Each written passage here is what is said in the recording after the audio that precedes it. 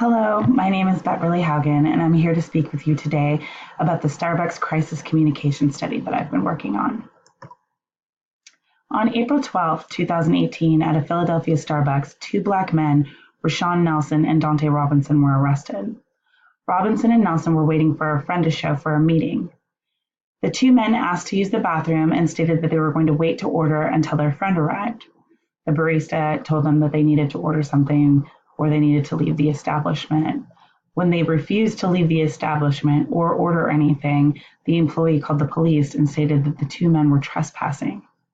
While this was happening, several people were recording the situation, and it went viral over several social media outlets very quickly. How was the communication handled once this all unraveled? On April 14th, the first apology from Starbucks came through a post that was a little disappointing. It was a post on Twitter. It said, "We apologize to the two individuals and our customers and are disappointed this led to an arrest.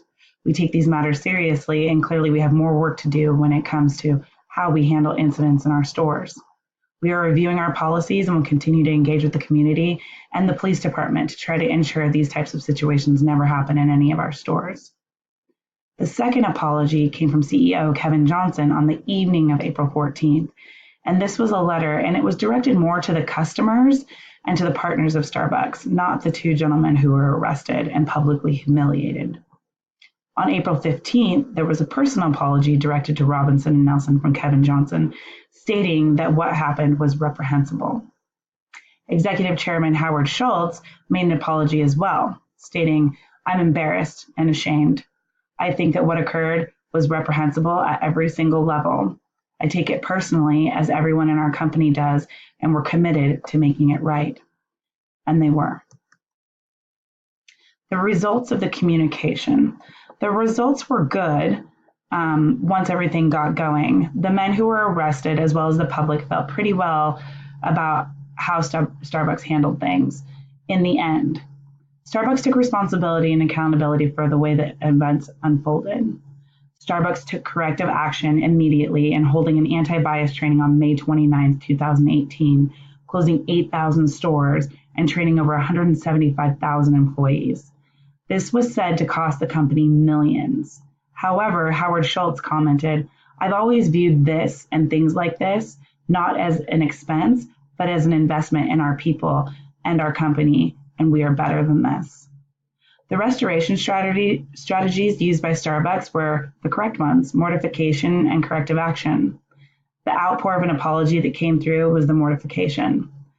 Starbucks took a look at their policies and procedures and said that they would make change, as well as providing the anti-bias training to their employees, thus using corrective action. In the end, through this awful situation that occurred, Starbucks was able to learn where their company had room for growth, development, and improvement. Nelson and Robinson reached a settlement with the city of Philadelphia. The city was to invest $200,000 in a program to help young entrepreneurs, which both Robinson and Nelson are themselves. Starbucks reached a confidential financial settlement with the two men. It was also said that Starbucks offered them their college achievement program, a partnership that they have with Arizona State University for the two men to continue their undergraduate degree.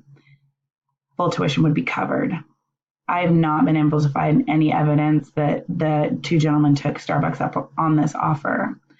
However, as a part of the deal with their city of Philadelphia, the arrest that took place would be wiped from their records, as it should be.